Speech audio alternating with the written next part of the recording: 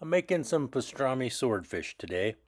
I've never made it before. Made a lot of pastrami, but not with swordfish. So this is a new one to me. I'm using my regular brine that I use for fish, which is 1 cup of light brown sugar and 1/3 of a cup of kosher salt. If you've watched any of my other videos, when I make a brine, I usually blend it up with my hand mixer just to make sure that all the salt and the sugar dissolve.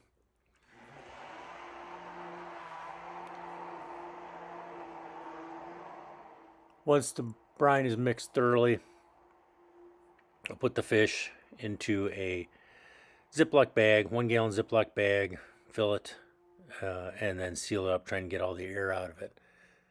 This is about 2 pounds of swordfish loin.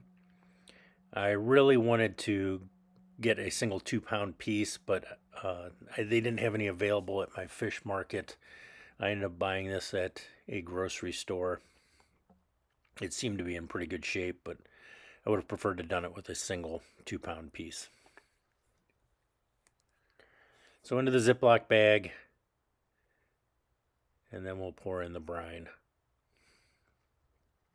Once we're sealed up, we're going into the refrigerator for 4 hours.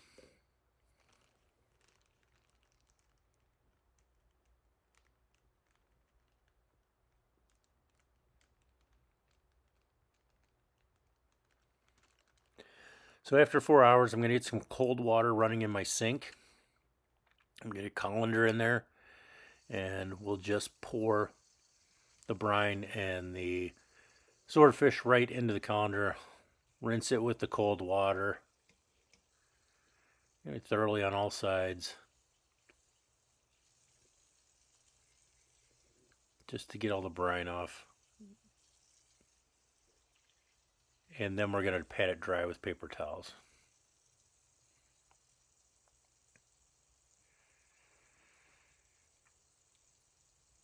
So when making salmon, smoked salmon, I brine for 4 hours, and then I put it in front of a fan on a drying rack for 4 hours to form a pellicle, which is a nice little sticky coating which helps the fish take up smoke. With the swordfish, I'm going to do it in front of the fan just for a couple of hours because the pellicle is going to be covered also with my pastrami rub.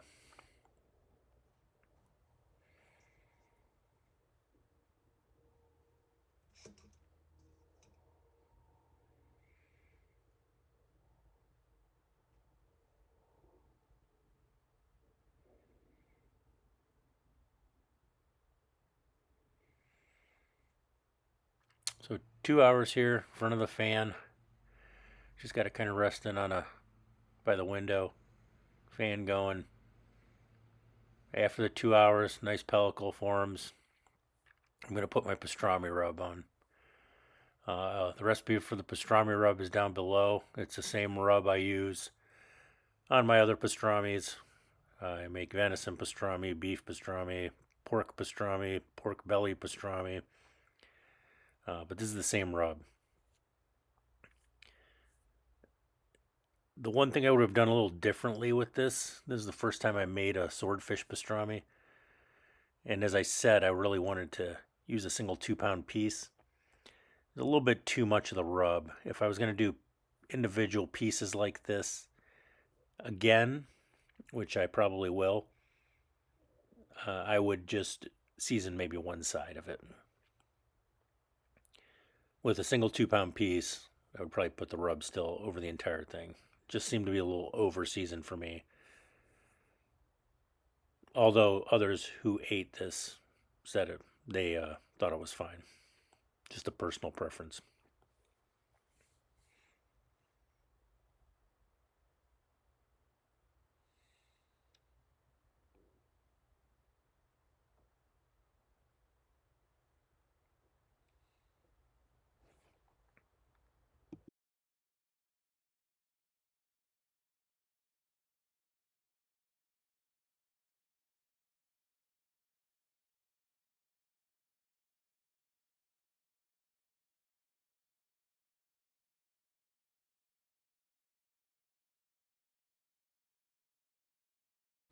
So essentially here, ready to go. You can put this right to the smoker now. It's at room temperature. I actually let mine sit overnight, brought it to room temperature for about 30 minutes, and then get it on the smoker. I'm going to tell you a little bit about my smoker here. My smoker is a Lang 48D patio model. It was made for me by Lang Smokers in Nahunta, Georgia. I've had it for about 4 years. It was about a 3-month build when I ordered it. It's got the wagon wheel, wagon handle. It weighs over 800 pounds. We've got a 48 cooking chamber here with 2 stainless steel racks that slide out. This is the D part of it, is the deluxe. It's this warming chamber on top of the firebox. It allows for a separate smoking area or just a warming area. And you can kind of reintroduce smoke. So I had this added here with this plate that you take off, and then they'll open that kind of valve on the side. And you can bring your firebox directly up into this, and you can get it up to higher smoking temperatures if you don't want to use it as a warmer. I do my sausage and a lot of my fish in here, and that's where I'm going to be doing the swordfish for this smoke. So this is a reverse flow smoker. You can always tell a reverse flow smoker because the chimney is on the same side as the firebox. In a direct flow, the chimney will be on the opposite side of the firebox. So there's a plate, and I'll show you here in a second, that runs across the bottom in between the middle of the cooking chamber. So you have this plate, and the heat and the smoke travel underneath it, and then they come up on the side over here, and then they go across the top of your cooking grates and out through the chimney.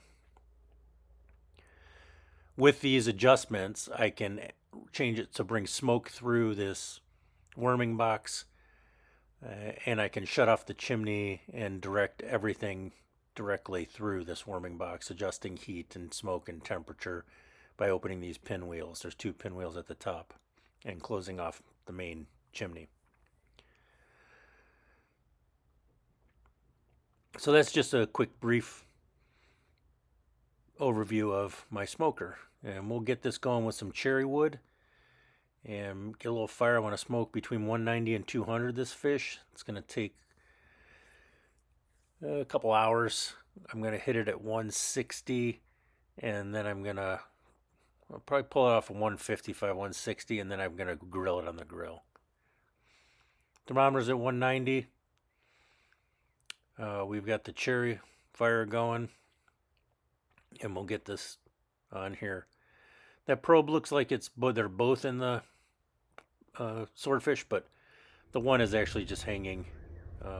Once I get to 155, I'm going to pull it and finish it on the grill up to 160, 165.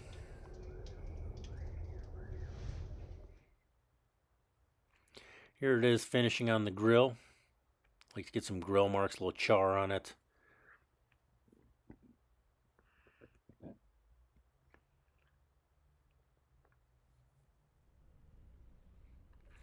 So I made this sauce. I'll have this recipe down below. It's a mayo based with mustard. It's a whole grain kind of caviar style mustard from Pop's Mustard. I have the smoked flavor.